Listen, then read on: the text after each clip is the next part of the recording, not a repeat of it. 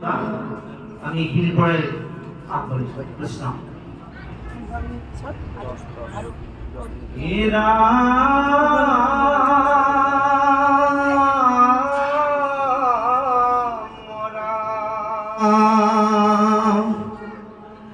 আবে শুনা যেন গতি সকাম কৰ্মৰ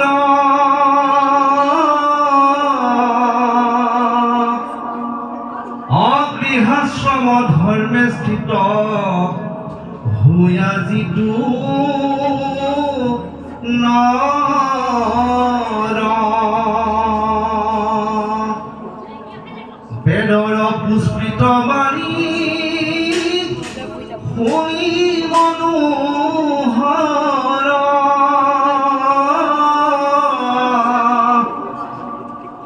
অমৰত কৌতুকে দ্ৰব্য জোৰাৱে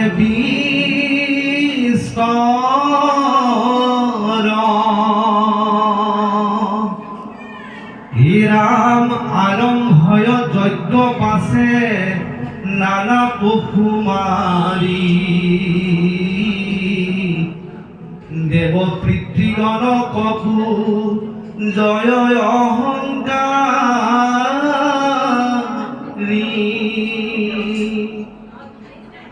ৰাম কৰয় সংকল্প বোলে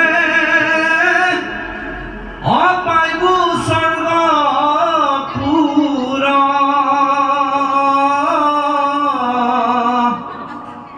অয়পেশ্বৰা সবে ক্ৰিয়া অকৰিবু প্ৰচুৰ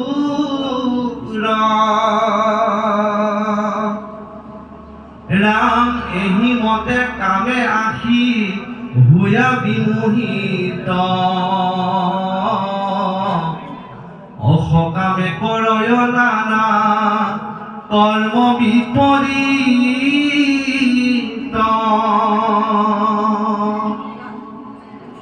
ৰাম ধৰ্ময় অৰ্থ কামে আতি অকৰয় যতন কৃষ্ণ কথা অমৃতে বি মুখ সৰ্বক্ষণ অনিশ্চয়ে জানিবা মাতৃ মুহুৰ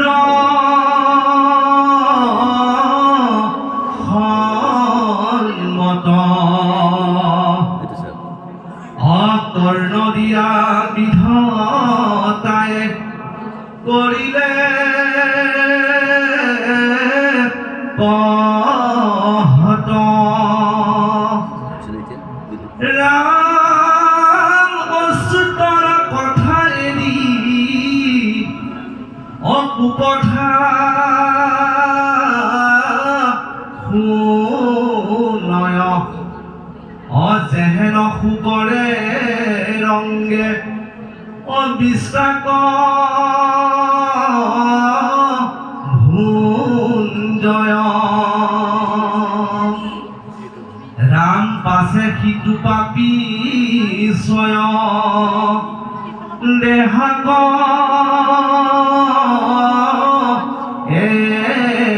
ৰয় পৰময়ানন্দে স্বৰ্গ পুৰক পায় ৰাম দৈত্য টকা দিয়াই আছে যত পশুস্বয় অপথতে তে সঙ্গে আহি চৌভিতি মেৰয় কেহু হানে কেহু মাৰে ধাৰম চৰয় কুঠাৰ ধৰিয়া কতু হৃদয়ে হানয়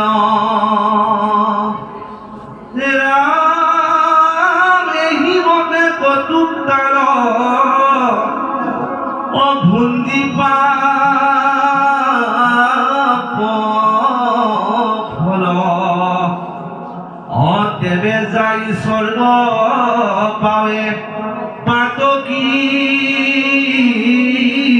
সকল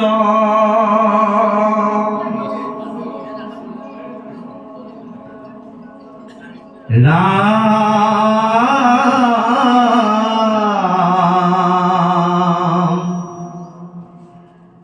অবিমানত শরীরঙ্গে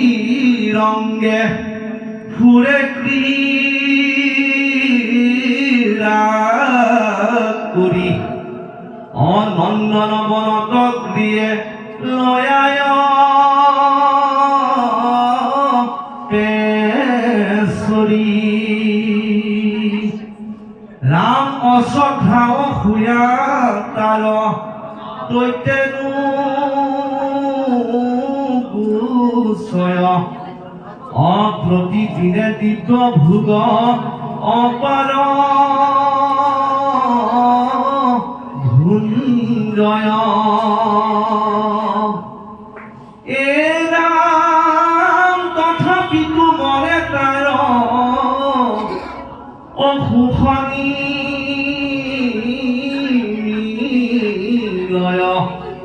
অদেখে বিমানৰ হন্তে অন্যত পৰয়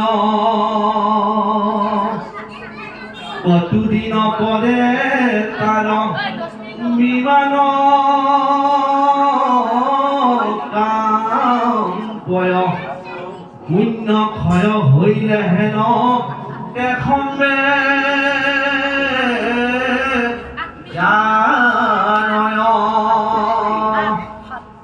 ৰাম অপেছৰা গন্ধৰ্বে ৰয়তী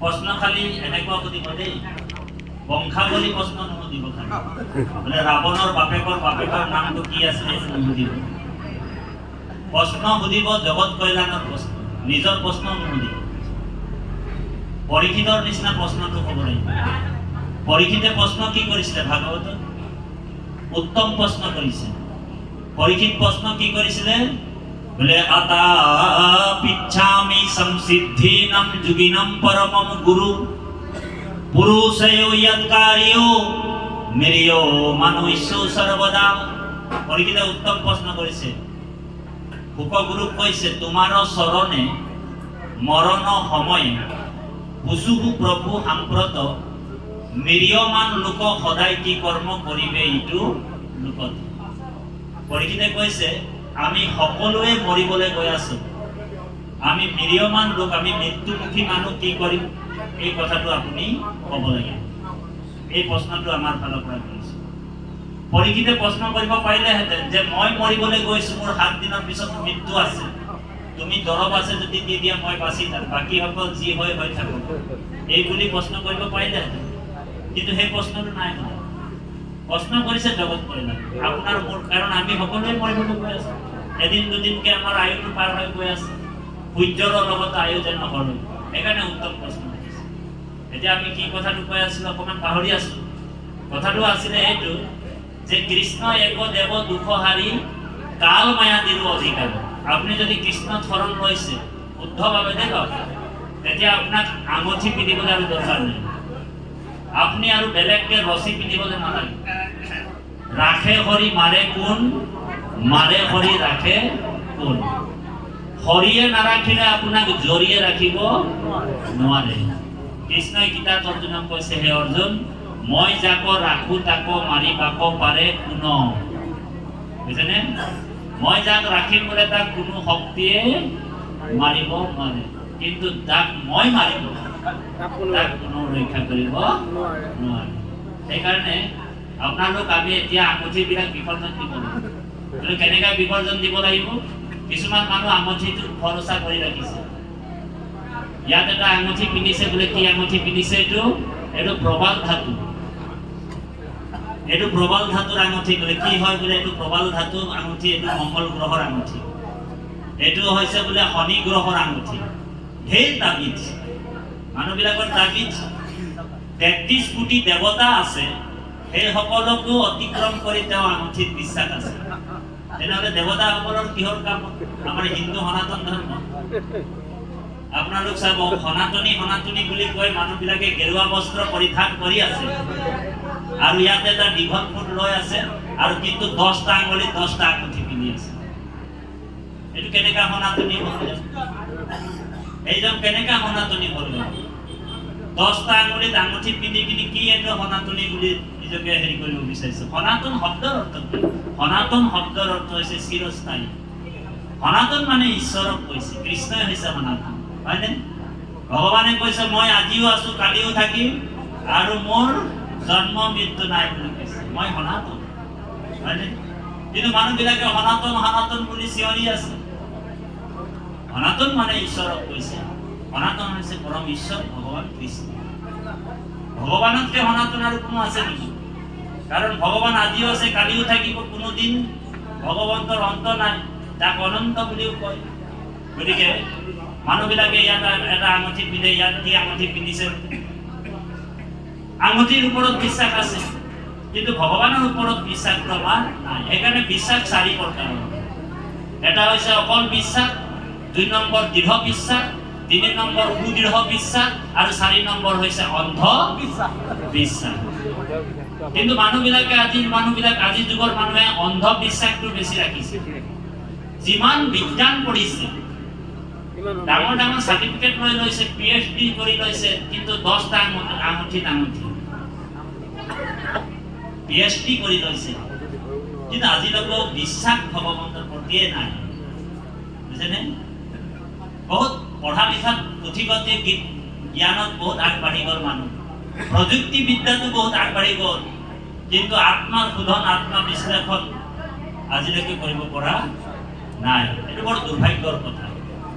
ইয়াত এটা আঙুঠি পিন্ধিছে, এইটো কি আঙুঠি বোলে? এইটো শনি গ্ৰহৰ আঙুঠি। এইটো কি আঙুঠি বোলে? এইটো গণৰ খড়গ। বোলে গণৰ খড়গটো তুমি ক'ত পালা? বোলে গণৰ খড়গটো বোলে কাজিৰঙাত এটা গণক বোলে চোৰাংচোৱাই মাৰ্ডাৰ কৰিলে, মাৰি পেলালে, আৰু তাৰ খড়গটো অকণমান বিক্ৰী কৰি আছিলে, আৰু বিক্ৰী কৰি থাকোঁতে বোলে সেই খড়গটো মই পাই গ'লো। তাৰে বোলে মই বোলে 25,000 টকাত বোলে কিনি অকণমান বোলে আঙুঠিত পিন্ধিছোঁ। বোলে এই আঙুঠিত পিন্ধিলে কি হ'ব খড়গটো? তুমি বোলে মৃত্যুৱে মোক বোলে টাচ কৰিব নোৱাৰিব।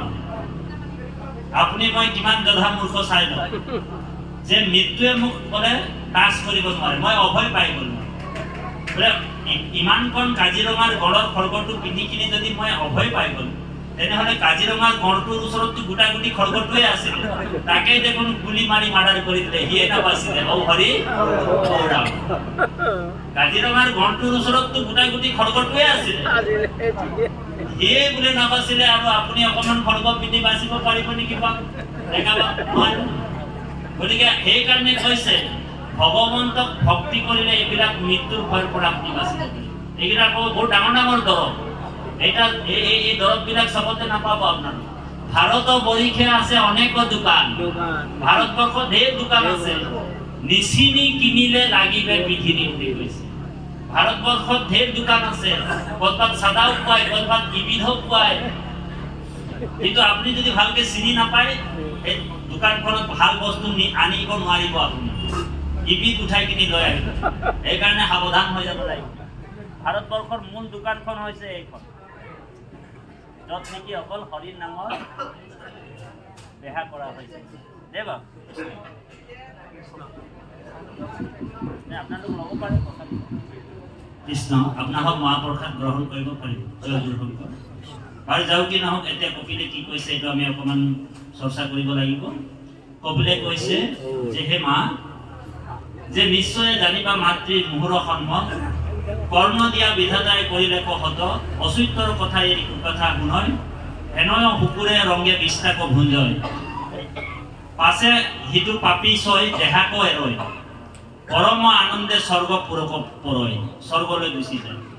আৰু স্বৰ্গলৈ গৈ কি কৰে তেওঁ? স্বৰ্গক পাৱই যজ্ঞটো কাটিয়া আছে যত পশু, আৰু যজ্ঞত যে যিমান পশুবিলাকক